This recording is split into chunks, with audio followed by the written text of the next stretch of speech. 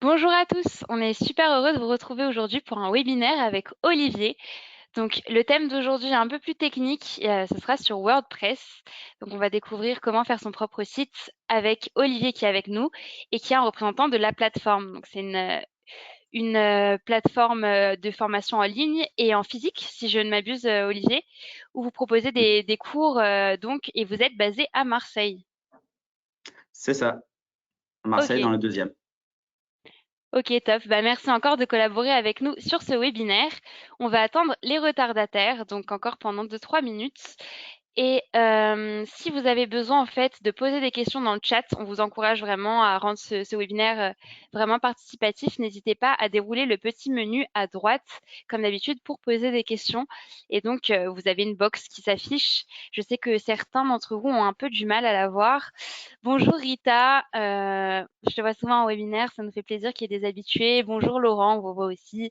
Bonjour Serge, je vois toutes vos interventions dans le chat. Bonjour Alain.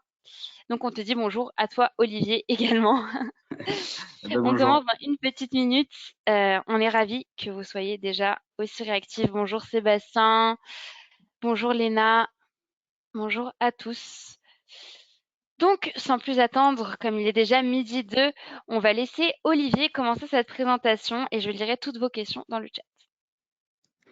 Alors, bonjour, merci Laura pour ton intro. Bonjour à tous. Donc, on va commencer cette présentation sur le CMS WordPress qui va nous permettre de faire nos sites web.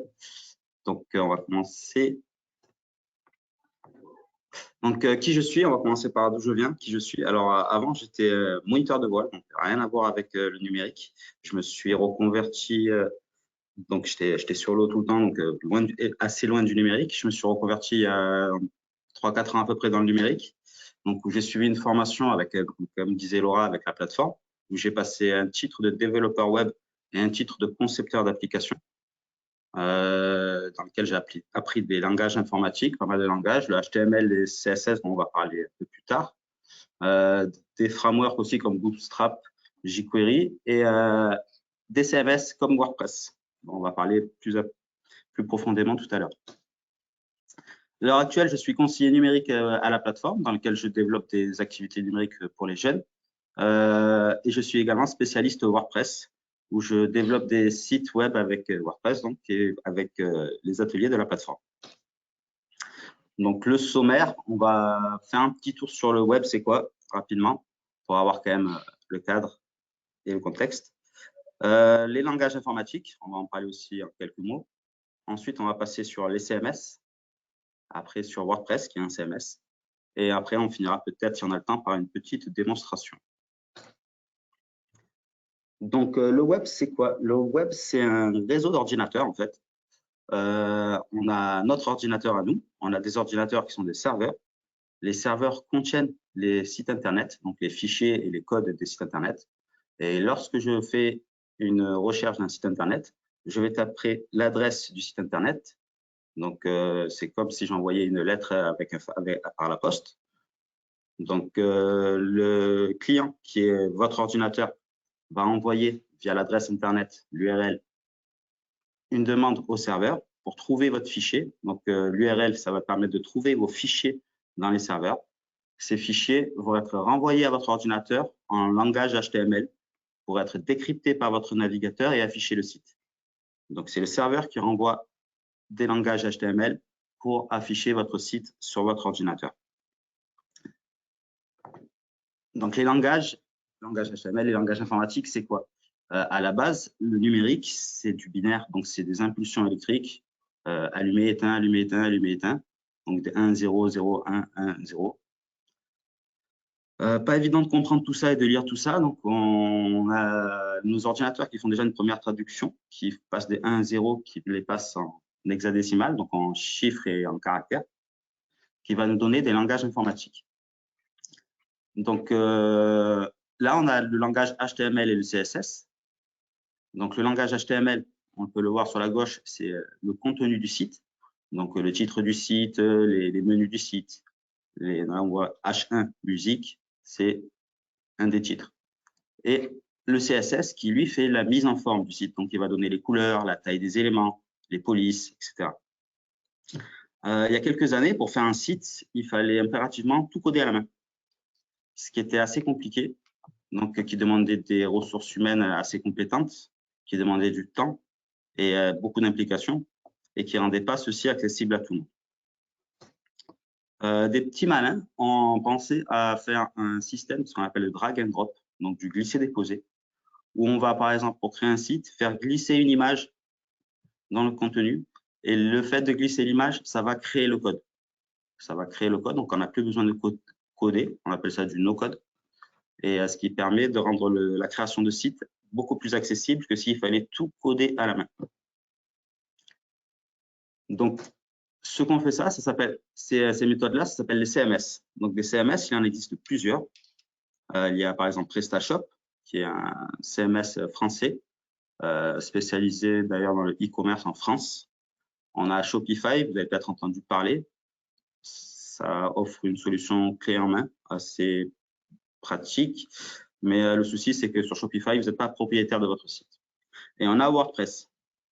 Donc là, on va plutôt s'attarder sur WordPress. Donc WordPress, c'est 40% du web.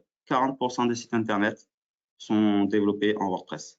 C'est une solution à la base qui a été faite surtout sur JBlog et qui s'est, avec le temps, comment dire, développée. Et avec WordPress, maintenant, on peut vraiment tout faire. C'est un CMS open source. Ça veut dire qu'il est gratuit, que tout le monde participe au développement du CMS et ce qui le rend gratuit. Donc, pour utiliser WordPress, donc on a vu que pour Internet, on avait besoin de serveurs qui vont stocker notre site Internet. Donc, le code, les fichiers, les photos de notre site Internet qui va être stocké dans le serveur. Et on a besoin d'un nom de domaine, donc d'une adresse pour aller chercher ces fichiers. Parce qu'au milieu des milliers de serveurs, des millions de serveurs qu'il y a, pour retrouver le fichier exact, on a besoin d'une adresse. Donc, ça va être le nom de domaine. C'est un peu comme si vous avez une boutique, l'adresse physique de votre boutique pour trouver votre boutique. C'est le nom de domaine. Et la boutique qui contient les marchandises que vous vendez, c'est votre serveur. Donc, pour avoir tout ça, il y a des solutions d'hébergeurs. Donc, on a ici, je vous présente 3 hébergeurs. On a OVH, on a Hostinger, on a O2Switch, qui sont des hébergeurs qui vont vous permettre d'installer votre site Internet et aussi d'avoir votre nom de domaine.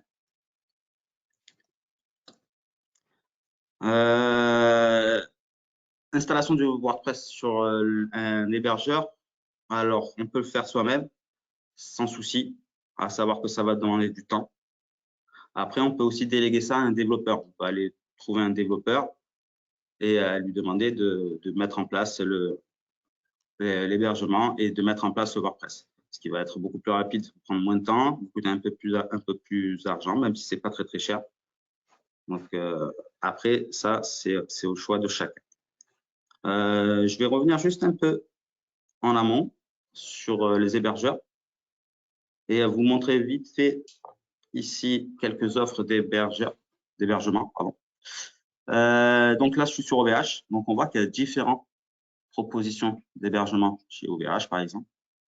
Savoir quel hébergement choisir par rapport à vos besoins, ça va vous demander un peu de temps aussi de réflexion.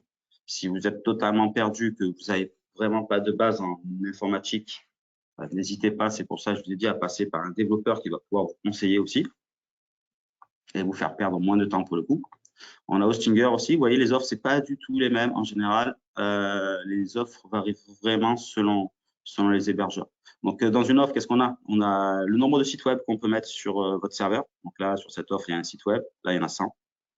La capacité de stockage, 30 Go, 100 Go, c'est la deuxième offre. Les emails, le nombre de comptes email qu'on peut associer à votre serveur. Et ceci est important, SSL, donc le certificat SSL à avoir pour avoir le petit cadenas sur votre site et pour que ça soit sécurisé. Donc, je vous laisserai voir tout ça en détail. Laura, je crois que tu avais passé des liens à transmettre sur Exactement. Oui, les vous avez hébergeurs. dans le Ouais. chat des tutos super utiles sur les hébergeurs qu'Olivier vous a préparés. Voilà, n'hésitez pas voilà, à explorer, à vous renseigner avant de choisir votre offre pour prendre votre offre qui vous correspond le mieux. Pensez surtout que votre hébergeur accepte le WordPress. Et selon les types d'hébergement, il offre différents services pour WordPress. Donc là, on a une accélération de WordPress qui va rendre le site beaucoup plus rapide. On a ODSwitch aussi comme hébergeur, qui est un hébergeur 100% français de Clermont-Ferrand, il me semble. Si je dis pas de bêtises. Je regarde, tac, tac. Ouais, de Clermont-Ferrand. Donc ça, c'est l'avantage d'être 100% français. Au niveau des offres, il y en a qu'une, 5 euros, donc il n'y a pas trop de questions à avoir. L'avantage qu'il soit français, c'est que pour le service après-vente, si vous avez des soucis, quoi que ce soit, bah, le fait qu'il soit français, je pense que au niveau du service après-vente, ça sera peut-être un peu plus facile qu'en passant par des entreprises américaines ou à l'étranger. Est-ce que déjà il y a peut-être des questions sur l'hébergement? Ouais, on va Laura, prendre du peut-être, coup non? les deux, trois Ouais. premières questions. On a Quentin, par exemple, qui demande, Yonos est-il une bonne alternative comme hébergement? Oui, après, ça se discute par rapport aux besoins. C'est toujours la même question. C'est vos besoins, qu'est-ce que vous recherchez exactement? Si vous voulez chercher du local, du français, si vous recherchez plutôt un prix attractif, si vous recherchez une bande passante qui est… tout dépend du site que vous allez héberger, en fait. Si j'héberge un site qui est mastodonte et où il y a beaucoup de visites, je vais avoir besoin d'une grosse bande passante. Je vais avoir besoin d'un gros débit. Donc, je vais peut-être aller chercher une offre, rapport qualité-prix, pareil, qui va m'offrir ce que je recherche. Si je mets juste un petit site vitrine qui a pas une énorme visibilité, où il n'y a pas 45 000 clics par heure dessus, bah là, je peux aller trouver un service peut-être moins cher et où j'ai pas besoin d'une grosse bande passante, où j'ai pas besoin de beaucoup de stockage. Donc, ça va dépendre vraiment du site que vous voulez développer et des besoins. Ok, très clair. On a Jean-Éric qui dit, par exemple, le problème de Yonos est que le certificat SSL est payant. Ouais, c'est possible. J'ai pas regardé l'offre, mais après, voilà, c'est à regarder en détail. C'est ce que je vous dis, c'est que toutes les offres sont différentes et par rapport aux besoins de votre site, euh, à voir. C'est vraiment à Ok. voir. S'il offre une grosse bande passante et que vous avez besoin d'une grosse bande, pardon, bande passante et qu'il faut payer un certificat SSL à 10 euros et que c'est ce que vous avez besoin, ça peut le faire. Mais après, tout dépend de votre besoin. Ok, très clair. Alors, il y a une question que je me suis posée aussi, qui a été posée par You Antonetti. Il demande si les hébergeurs, c'est pareil que les serveurs. Euh, alors, les hébergeurs, c'est des entreprises. On peut très bien faire un serveur soi-même à la maison. Donc, je pourrais très bien faire un serveur moi-même à la maison avec un ordi. Donc, un serveur, c'est un ordinateur, c'est une machine. Donc, un hébergeur, c'est une entreprise tout clé en main qui va un peu tout vous faire. Parce qu'il y a le nom de domaine à associer à votre serveur. Donc, pour faire votre serveur vous-même, c'est un haut niveau en informatique qu'il faut avoir. Les hébergeurs, eux, ils recrutent. En fait, ils ont des spécialistes qui vont vous mâcher le travail à 90%. Donc, les hébergeurs utilisent des serveurs. Ok, super clair. Merci pour ta réponse. Je vais te laisser poursuivre les questions plus précises. Je pense que tu pourras répondre avec tes slides suivantes. Allez. Euh, donc voilà. Une fois le WordPress installé sur votre hébergeur, vous verrez des fois sur les hébergeurs, ça installe le WordPress tout seul dessus. Donc ça, c'est quand même assez pratique. Une fois votre WordPress installé sur votre serveur, sur votre site, on va dire que mon site s'appelle monsite.fr. Je ne vais pas aller chercher très loin. Vous tapez /wp-admin et vous allez arriver sur une interface de connexion. Donc, qui va vous permettre de vous connecter en tant qu'administrateur sur le site. Donc, une fois connecté sur votre site, vous arrivez sur votre site. Votre site, pour l'instant, WordPress, il est assez vide. Donc, voilà sur quoi vous allez tomber. Donc, on voit qu'il y a du travail à faire. Donc, pour ça, faudra se connecter sur le tableau de bord. Vous verrez en haut à gauche, je ne l'ai pas pris sur la screenshot là, mais en haut à gauche, il y a un, un bouton sur lequel cliquer. Il y a marqué tableau de bord. Vous cliquez dessus et vous arrivez sur votre tableau de bord. C'est ce qui va vous permettre de gérer votre site Internet et de construire votre site Internet et de le gérer aussi par la suite. Ça, il n'y a que l'administrateur qui a accès, à savoir qu'on peut être plusieurs administrateurs sur le site. Donc, vous pouvez toujours vous faire mettre, par exemple, un développeur, un administrateur sur le site aussi qui pourra peut-être vous aider. Donc sur le tableau de bord, on a les articles. Donc les articles, on peut créer les articles qui sont des éléments qui vont revenir de manière comment dire, dynamique sur votre site. Par exemple, je poste des articles régulièrement, je crée des articles régulièrement. Les articles les plus vieux vont se mettre tout en bas de la page. Ça va être un peu automatisé. Les médias, c'est là où vous allez retrouver toutes vos images de votre site et vos vidéos. Et ça, c'est les pages pour créer les pages, etc., etc., etc. Donc, après, une fois sur votre tableau de bord, hop, il y a ici, normalement, apparence en bas. Donc, c'est les thèmes. Le premier truc à faire sur WordPress, ça va être d'installer un thème. Un thème, c'est en fait, c'est ce qui va créer la mise en forme de votre site, de tous les éléments qui seront récurrents sur le site. C'est un peu le gabarit du site. Donc là, le thème par défaut, c'est 21. Donc c'est celui qu'on a vu, c'est pour ça que c'était un fond vert, etc. Donc on va pouvoir sélectionner derrière son thème, c'est le premier truc à faire. Pour exemple, si je sélectionne le thème New Style, je n'ai pas directement tout le site complet. Ça serait un peu trop beau quand même. Je vais avoir ce petit rendu. Donc, j'ai l'ossature du site qui est mise, donc avec la barre nav au-dessus qui est déjà prête. Ici, c'est un article qui est affiché. Et on peut voir ici que j'ai une sidebar à droite, donc ce qu'on appelle aussi un widget, qui est là par défaut. Donc après, c'est à moi de personnaliser mon thème et de modifier un peu comme je veux. À savoir, les thèmes sont souvent gratuits, mais ils peuvent être payants. Sur ce thème, par exemple, si je veux enlever le widget à droite, avec le mode gratuit, je ne peux pas le faire. Il faudra que j'utilise le mode payant. Donc, il y a souvent ces petits pièges-là. Donc, il y a… Alors, hop. Ah. J'ai un petit bug. Ah. Et tout seul. Ouais, du coup, à savoir que voilà, comme je disais, c'est payant. C'est bien de prendre un thème des fois, de payer 60 thèmes, mais avant, il faut vraiment vérifier parce qu'il y a quand même plus de 4000, 5000 thèmes. Donc, bien faire le tour de ce que vous voulez avant d'acheter votre thème. Une fois son thème installé, revenir en pleine page. Alors, une fois votre thème installé, sur WordPress, on peut installer aussi des plugins et des extensions. Donc, pareil, il y en a des milliers et des milliers, il y en a un peu pour tout.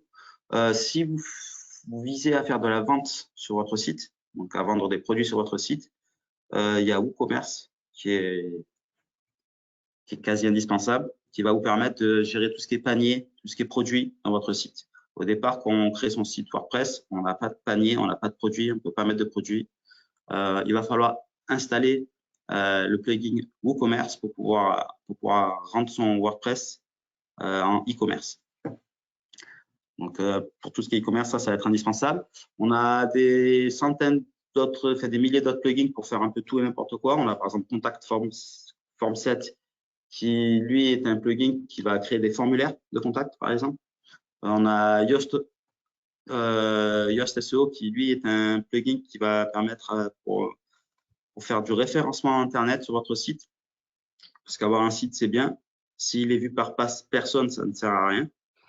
Donc, une fois qu'on fait un site Internet, c'est indispensable aussi de penser au référencement de son site Internet sur les moteurs de recherche comme Google. Et donc, il y a des plugins qui font ça aussi, qui vous permettent de référencer votre site, de mettre des mots-clés pour les moteurs de recherche. Et ça, c'est assez indispensable. Il y a des plugins aussi qui nous permettent de construire nos thèmes, de construire nos pages de manière assez personnalisée. Et c'est ce que j'utilise moi, par exemple.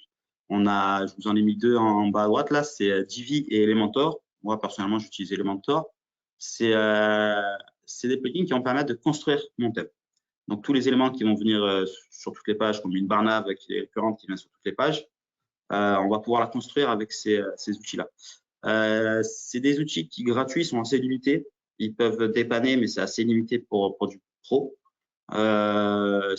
Elementor, je crois qu'il fait 50 € par an, un truc comme ça, donc c'est pas non plus, hyper cher. Et ça peut vite devenir assez indispensable d'avoir ça si on veut personnaliser un peu son site. Donc voilà, on parlait d'Elementor. Donc voilà à quoi ça ressemble. Elementor, on va vraiment pouvoir faire son site. Donc c'est du drag and drop, du glisser-déposer. Donc là, par exemple, on prend le titre à gauche, hop, on le fait glisser, on a notre titre accaparé, on va pouvoir choisir sa taille, sa couleur, où on va le placer sur la page. Donc ça va vraiment permettre une personnalisation du site. À savoir que tout ça, c'est quand même assez chronophage parce que quand on découvre, on met beaucoup plus de temps. Quelqu'un qui maîtrise va aller assez vite dessus. Mais sinon, ça peut être assez chronophage aussi. Est-ce que pour l'instant, il y a des questions, peut-être? Ouais. Alors, on va commencer à prendre les questions. Donc, on a la question de Serge qui te pose une question sur les thèmes. Est-il judicieux de créer un thème enfant avant de le personnaliser ou pas? Il n'y en a pas vraiment besoin. Je pense que non, il n'y en a pas vraiment besoin. Moi, personnellement, voilà, je crée mes thèmes avec Elementor. Donc, thème enfant, parent, je crée tous mes thèmes. En fait, il faut installer déjà un thème de base. Et après, les thèmes enfants, il faut voir par rapport à quel thème vous avez pris au départ. Moi, personnellement, je mets souvent le thème à Astra que je mets par défaut parce qu'il me donne beaucoup de possibilités gratuitement. Et derrière, je mets Elementor sur lequel je construis moi-même ma barnave, moi-même mon thème et au moins je fais un peu ce que je veux. Ok, top. Si tu as une question plus précise, Serge, n'hésite pas. On a la question de Quentin aussi qui te demande, Rank Math SEO est-il une bonne alternative à Yoast? Alors, je le connais pas. Il y a un petit truc pour voir si un plugin qui peut être bien ou pas, c'est le nombre d'utilisateurs du plugin. Un plugin qui a 500 utilisateurs, on peut se dire que il a peut-être être abandonné à un moment ou à un autre. Deuxième truc important, c'est les mises à jour. Voir quand est-ce qu'a été fait la dernière mise à jour. Si je vois que dans le plugin, la mise à jour a été fait il y a 6 mois, bon, je peux me dire qu'il va avoir des soucis au niveau de sécurité, qu'il est peut-être adapté au goût du jour, etc. Si je vois qu'il y a un plugin où il y a 5 millions d'utilisateurs et que la mise à jour a été faite il y a 2 jours, ben, je pense que c'est plus judicieux parce que du coup, ça veut dire que le plugin, il y a beaucoup plus de moyens derrière, il est beaucoup plus développé, il va plus se pérenniser dans le temps et faut faire attention à ça aussi. Après, si on voit que les nombres d'utilisateurs est à peu près équivalent, que les mises à jour c'est à peu près équivalent, ben là, je pense qu'il faut l'installer, le tester et au pire le désinstaller et tester l'autre aussi et faire le test par rapport à ses besoins. C'est toujours par rapport aussi à ses besoins et à comment et au rapport personnel qu'on a avec l'ergonomie du plugin aussi, quoi. Ok, très clair. Si tu as des précisions, n'hésite pas à dire dans le chat. Donc, dernière petite question, tu parlais de développeurs. Léna te demande une fourchette de prix si elle veut faire son site. Alors, tout dépend du site. Vraiment, tout dépend du site. Si on fait un site d'une page de présentation à une page où c'est un CV, ça va pas prendre cher. On va plutôt parler en jour de travail pour un développeur. Donc, faut compter entre 300 et 500 € par jour pour un développeur. Donc, pour vous mettre le site sur un hébergement en une journée, il va le faire. Donc, vous avez peut-être à peu près une ordre de prix par rapport à ça. Après, pour la construction d'un site lui-même, ça va vraiment dépendre du site. Si c'est un site, si on me demande de faire Amazon, ça va pas être le même prix que si on me demande de faire juste un CV en ligne, quoi. Donc, ça va vraiment dépendre du prix et de ce qu'il y a à faire sur le site. Après, l'avantage de passer par les développeurs, c'est que si vous avez vraiment des besoins, il va pouvoir quand même y répondre. Il va vous éviter de faire certains pièges, de tomber dans certains pièges.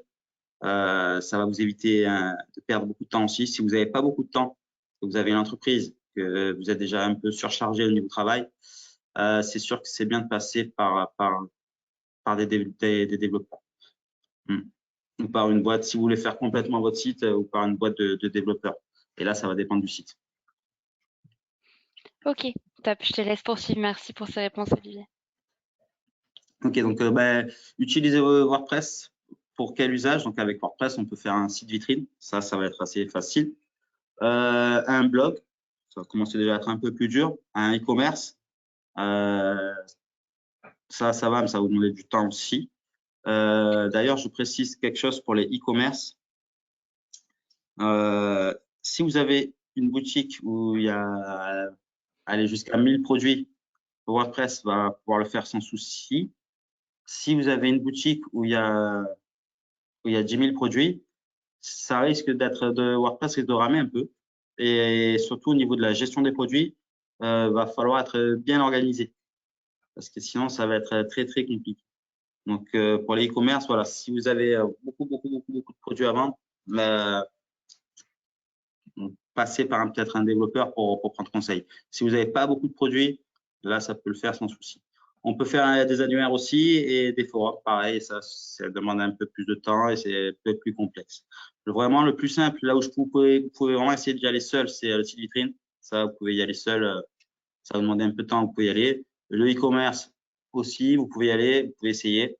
L'avantage du WordPress, c'est que si un jour vous êtes vraiment trop en galère, eh ben, il y a tous les développeurs connaissent WordPress. Donc, il faut aller choper n'importe quel développeur, il va pouvoir vous aider. Donc, ça, c'est un avantage aussi. Donc, les avantages, très rapide à installer et relativement facile à utiliser.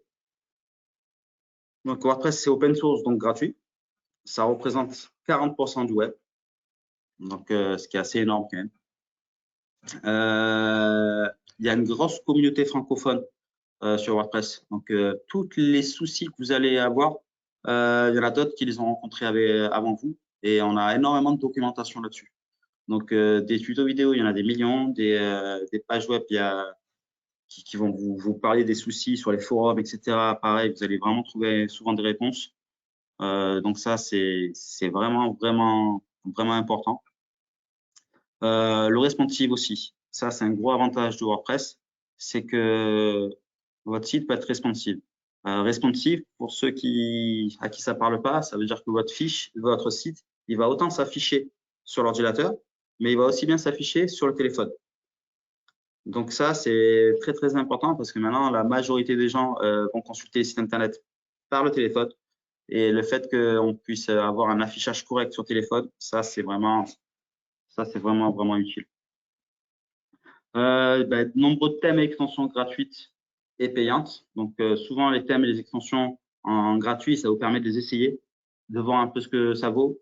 Souvent, pour les besoins un peu spécifiques, on va devoir passer sur du payant. Mais le fait que c'est gratuit, on peut les installer, les essayer et voir si ça vous correspond ou si ça vous correspond pas. WordPress vous permet aussi d'être propriétaire de votre site internet. Donc ça, c'est important. Par exemple, par rapport à Shopify où on n'est pas propriétaire, ni de son domaine, ni de son site. Ça, c'est quand même un plus. Et comme je vous disais tout à l'heure, il peut être confié à des développeurs et des web designers.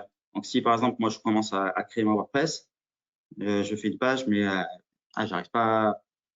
Je veux mettre les cadres en arrondi, j'arrive pas, j'ai du mal, j'ai plus le temps. J'ai commencé à avoir une charge de travail qui arrive, j'ai des clients qui arrivent et j'ai plus le temps de continuer à développer mon site. Je peux le confier à des développeurs qui, eux, pourront le reprendre sans souci et vous le finir sans souci. Donc ça aussi, ça c'est un avantage, ça vous permet de commencer votre site.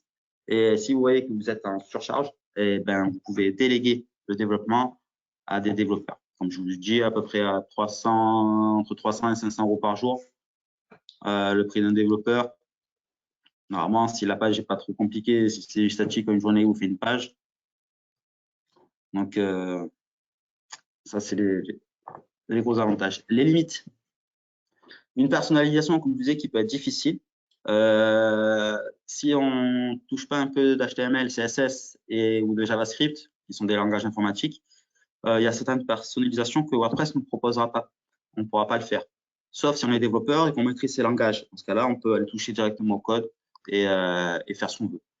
Mais si on n'a pas les maîtrises des langages informatiques, voilà, il y a certaines personnalisations qui peuvent pas être faites. Un manque de flexibilité. On ne peut pas tout faire avec WordPress non plus. Ça serait trop facile. Donc, selon les sujets, selon ce qu'on veut faire, il faudra forcément passer par des boîtes de développement. Un chargement relativement lent.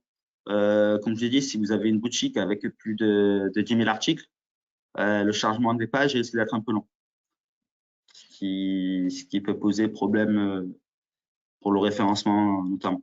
Car plus un site est long à charger, moins bien il sera référencé.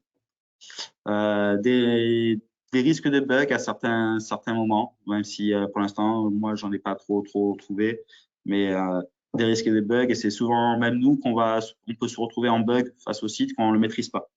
C'est-à-dire quelqu'un qui maîtrise WordPress, le petit bug, il va le débugger en 2 minutes. Quelqu'un qui maîtrise pas trop ces outils-là, il peut se retrouver un peu en bug. Et d'où le fait de faire appel à un développeur, même si c'est de temps en temps. Pas d'assistance aux utilisateurs. Donc, sur WordPress, on n'aura pas d'assistance. Donc, ça, il faudra se débrouiller tout seul, à part si vous payez le développeur. Et certains plugins, voilà, sont payants. Donc, il y a quelques plugins des fois qui vont vous demander de mettre la main un peu à la poche, même si ça n'est pas non plus hors de prix. Ça reste quand même très, très accessible. Est-ce que vous avez des questions? Ouais, Peut-être. du coup, je vais te lire les questions avant qu'on passe à la petite démonstration. Donc, la question de Quentin est assez intéressante. Quels sont les plugins à installer pour avoir un site WP rapide? Euh, alors, c'est pas tant dans le plugin, c'est aussi dans la conception du site. Un exemple, si je mets des photos de hyper haute qualité, elles vont être assez lourdes à charger. Donc, elles vont ralentir mon site. Donc, les images, ça, c'est vachement important pour avoir un site pas trop lourd. Après, il y a certains plugins qui vont pouvoir accélérer un peu votre site. Euh, mais si on a bien pensé son site, si on l'a bien conçu, à la limite, on n'en a même pas besoin. On a aussi l'hébergeur qui le fait, qui compresse un peu le site pour l'accélérer. Donc, c'est peut-être plus aussi au niveau de l'hébergeur qu'on peut trouver ces solutions-là. Et c'est surtout voilà, dans comment on pense son site. C'est vraiment ça. Si on a mal pensé son site et qu'on va aller chercher des plugins pour essayer de compenser, c'est pas non plus le top. C'est mettre un pansement sur une hémorragie, c'est pas la meilleure chose. C'est vraiment dans la conception du site et vraiment surtout les images. Ça, la taille des images, ça y fait beaucoup. Si on met des vidéos sur son site, c'est pareil, ça va vachement l'alourdir. On peut mettre des liens vers YouTube, par exemple. Donc c'est vraiment dans la conception du site plutôt qu'il faut essayer d'économiser et de mettre le moins de choses avec qui soient lourdes, qui soient volumineuses. Et après voilà, l'hébergement, l'accélération dans l'hébergement, ça pour le coup, si vous prenez un hébergeur, vérifiez qu'il y a un accélérateur WordPress. Ça va permettre de vous compresser votre site pour l'envoyer plus vite au client, donc à l'ordinateur. Et je pense que c'est plus par là qu'il faut se tourner que sur le plugin. Ok, top. En plus, comme tu montrais, c'est pas très cher d'avoir un hébergeur aujourd'hui. Du Ouais, coup, non, non. continuons sur la question de Schener, donc qui est un peu longue.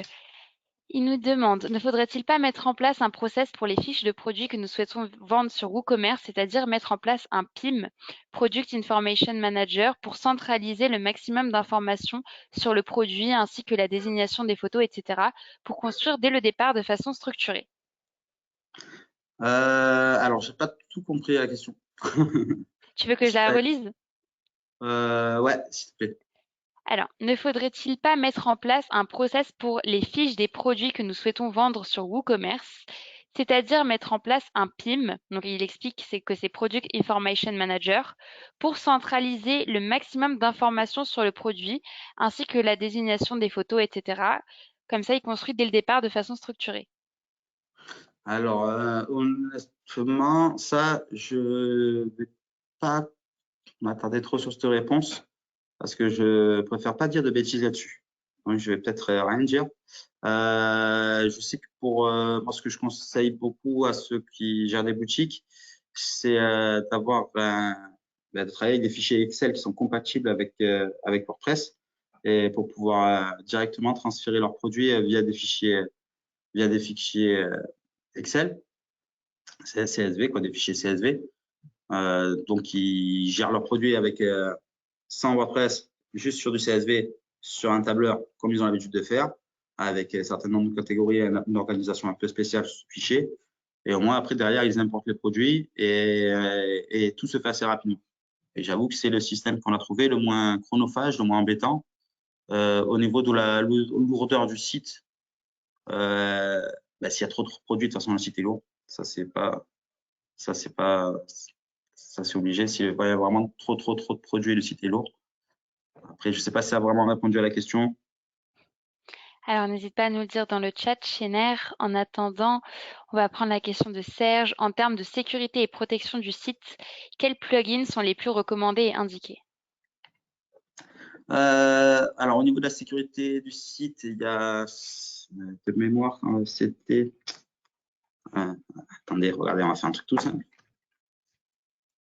On va aller voir. Parce que le nom, il ne me vient pas. Alors, ben, voilà, pour hop, les plugins déjà. Hop. On va dans l'extension.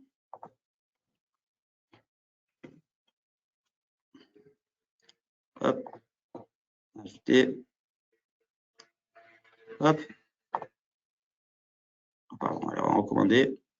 Donc voilà, là, j'arrive sur toutes les extensions, donc les plugins. Donc ici, on a les recommandés.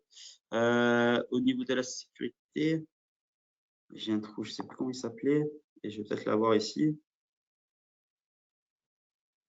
On a lui, voilà, par exemple, Ali Simple SSL.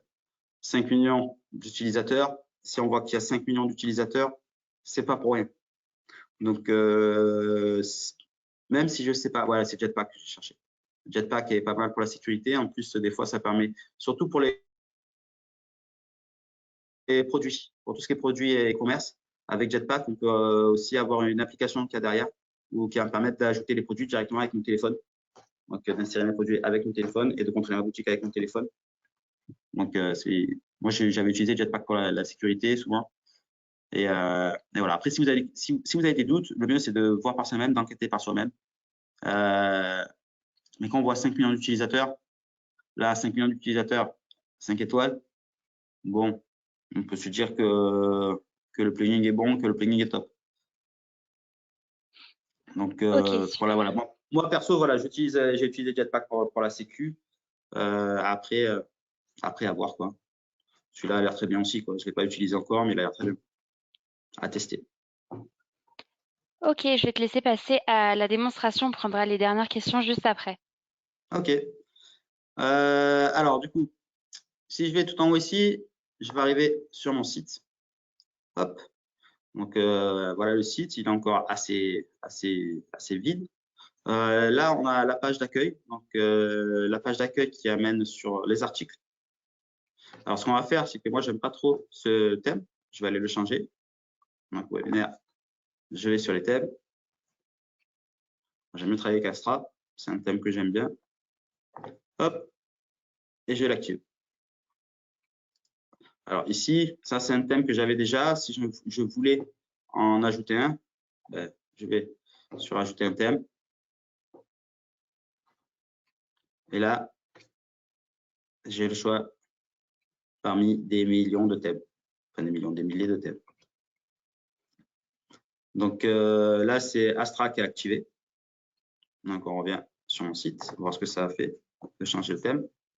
On peut voir que ça a un peu changé ça a changé la mise en forme, donc l'ossature du site. Alors un petit truc que je vous donne, parce qu'au départ, quand je me suis mis au début, j'avais galéré un moment. La page d'accueil ici, elle affiche des articles. Donc, il y a deux moyens pour changer le truc. C'est aller sur personnaliser. Donc, quand je vais sur personnaliser, je vais personnaliser le thème. Je vais travailler sur le thème, je vais personnaliser le thème.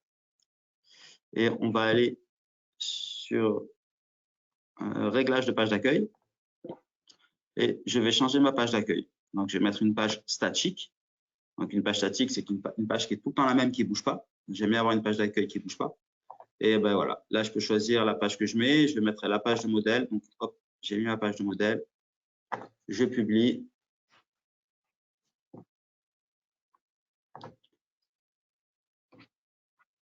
Là, je ferme. Et si maintenant, je reviens sur ma page d'accueil, on voit que ma page d'accueil s'est modifiée et c'est devenu cette page modèle statique. Alors, ce qu'on va faire, c'est qu'on va essayer d'ajouter une nouvelle page.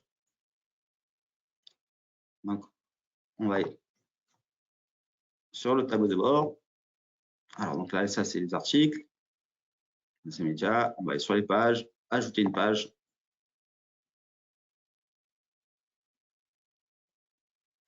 Et on va mettre, allez, à propos, hop. Et là, j'ai ma page qui est mise. Alors, je vais vous montrer Elementor. Là, sur le coup, sur ça, j'ai installé Elementor. Donc, j'aime beaucoup Elementor. Si je mets modifier avec Elementor, ça va me basculer sur Elementor.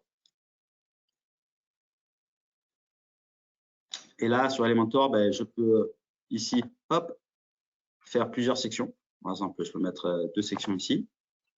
Hop, avec. Ici, je vais avoir toute la liste des possibilités que j'ai.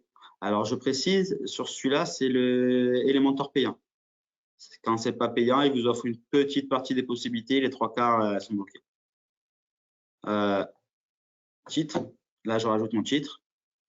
Et si je veux, il y a un truc qui est pas mal aussi, et notamment quand on veut aller vite et qu'on débute, qu'on n'est pas designer, etc., c'est on peut se partir de modèles avec Elementor aussi.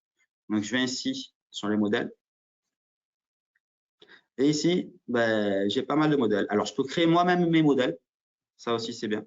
Je peux créer des modèles quand je veux. Je peux faire un peu ce que je veux. Et ici, voilà, je peux créer des modèles. J'ai les modèles. Donc, si je veux importer un modèle, hop.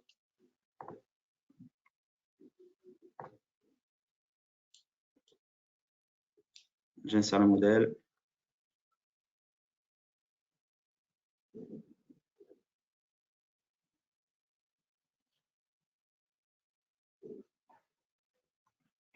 Et voilà. Là, la page est mise. Donc après, moi, si le modèle me plaisait, ben, j'ai plus qu'à venir ici, cliquer sur le titre, mettre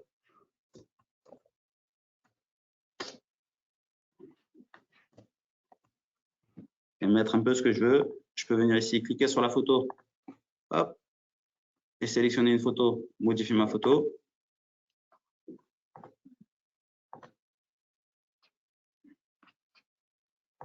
Hop, je peux mettre la photo que je veux. Donc, je peux éliminer des petits blocs aussi si je veux. Là, ici, en fait, ça marche par bloc.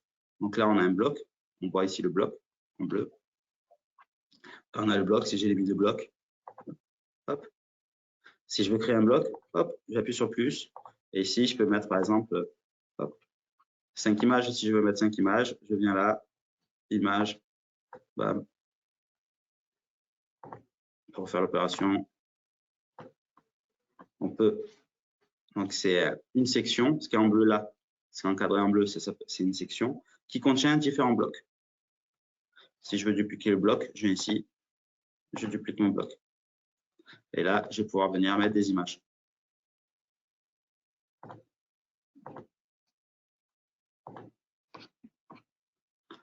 Après, sur une image propre, on va pouvoir aller sur le style. Alors, déjà, gérer le contenu. Donc, la taille, si on veut centrer, si on veut mettre un lien, on veut rendre un lien cliquable. Si je veux rendre cette photo cliquable, eh ben, je viens et je vais mettre une URL personnalisée. Et là, je vais mettre l'adresse de où je veux qu'on m'envoie quand je clique sur l'image. Le style, c'est pour gérer le style. Par exemple, si si je veux mettre une ombre à la photo, hop, là j'ai mis une ombre. Je vais peut-être même accentuer la couleur de l'ombre. Là, on voit que derrière, il y a une ombre sur la photo. Je ne sais pas si vous voyez. Donc, hop, là, je fais disparaître l'ombre, je mets l'ombre. Donc, on peut faire pas mal de choses. L'avantage aussi, c'est de pouvoir faire dans WordPress. Alors, ça, c'est pour ceux qui maîtrisent le langage. Mais ça vous donne vraiment beaucoup de possibilités. C'est sur avancer ici, on va pouvoir mettre des effets de mouvement. Alors, on va pouvoir rajouter du code, donc du CSS, pour ceux qui maîtrisent le CSS, pour pouvoir faire ce que WordPress ne propose pas. Donc, on peut rajouter du code par-dessus. On peut aussi avoir du responsive. Ça veut dire cette partie, je peux l'afficher ou le masquer sur mon téléphone. Pour voir votre responsive, ce qui est super important, parce que la plupart des gens utilisent leur téléphone pour aller sur Internet. On clique ici et en haut, on peut avoir les différents affichages. Donc là, je peux voir ce que ça donne sur téléphone. Et ça, c'est vraiment un gros avantage de WordPress, comme je vous disais, c'est de pouvoir faire des sites qui sont responsives. Et ça, c'est vraiment un gros avantage. Ça veut dire pas besoin de faire une application avec un site, vous pouvez faire à l'afficher sur un ordinateur, sur un téléphone. Et du coup, vous pouvez rentrer de partout dans tous les foyers. Maintenant, on est tous devant la télé le soir avec le téléphone, à regarder sur le téléphone. C'est vachement important. Yes. Merci beaucoup pour la démonstration, Olivier. Pour les dernières petites minutes, on va répondre à toutes les questions dans le chat. Donc, si on n'a pas le temps de répondre à tout, n'hésitez pas à contacter la plateforme ou à contacter Olivier pour transmettre vos cas un peu plus précis et pour continuer la formation avec eux. Donc, on a Quentin qui demandait des conseils pour bien penser son site. Je pense que quand on a répondu à sa première question, tu as dit qu'il fallait vraiment avoir un site bien pensé et c'est pour ça qu'on revient là-dessus. Alors, bien penser son site, pour moi, c'est trop d'infos tue l'info. Donc, c'est d'avoir un site assez épuré. Un site où on n'a pas 40 000 éléments dans tous les sens, où on va plus savoir où regarder et où on va se dire, ben, putain, je cherche un truc, je ne le vois pas, il y a tellement de trucs que j'ai même pas envie de lire. C'est un site qui soit assez épuré. Au niveau des couleurs, qui est pas et beaucoup de couleurs, trois couleurs maxi, 3-4 couleurs maxi. Et voilà, un site assez épuré où on va directement à l'essentiel. Et je pense que ben, ça allège le contenu du site. Ça facilite l'utilisateur dans le sens où il n'a pas besoin de se noyer dans l'information pour aller chercher l'information. Et je pense que c'est important. Pour vous donner un exemple, ah,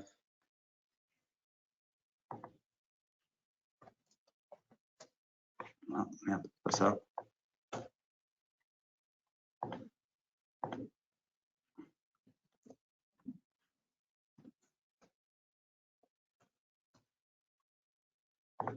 Pour vous donner un exemple, voilà, là, beaucoup de texte,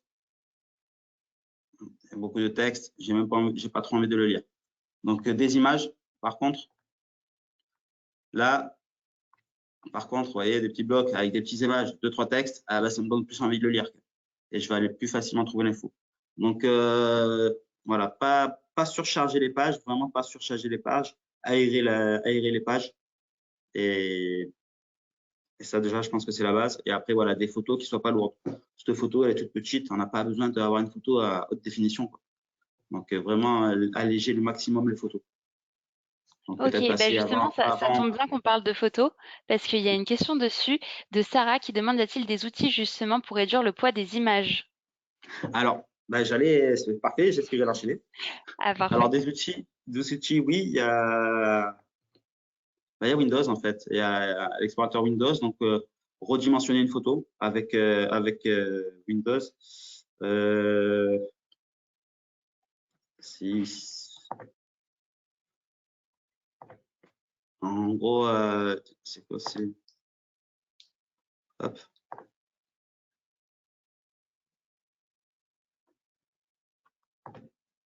hop, on va prendre celle-là.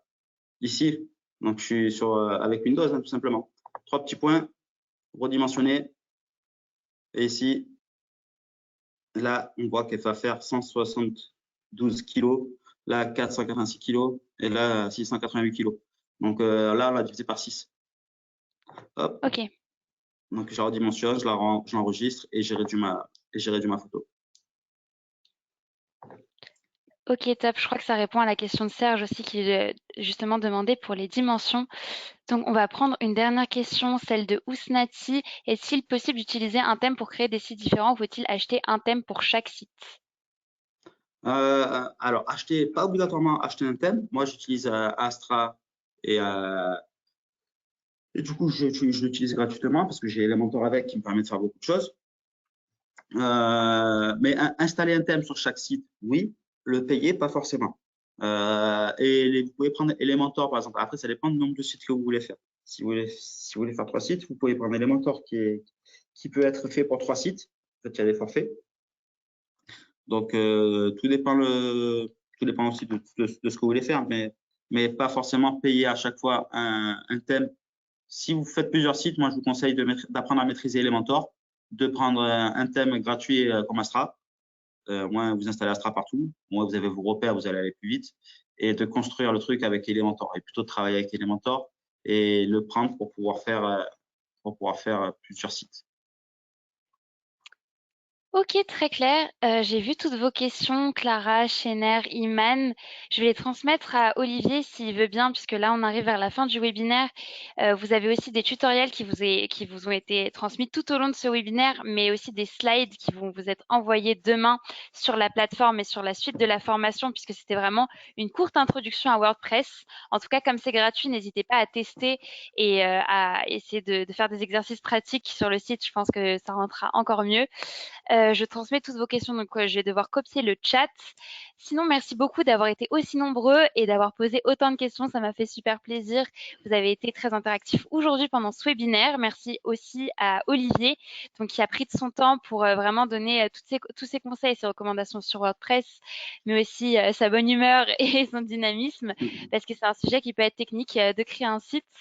Donc, merci à tous. Je vous dis à bientôt.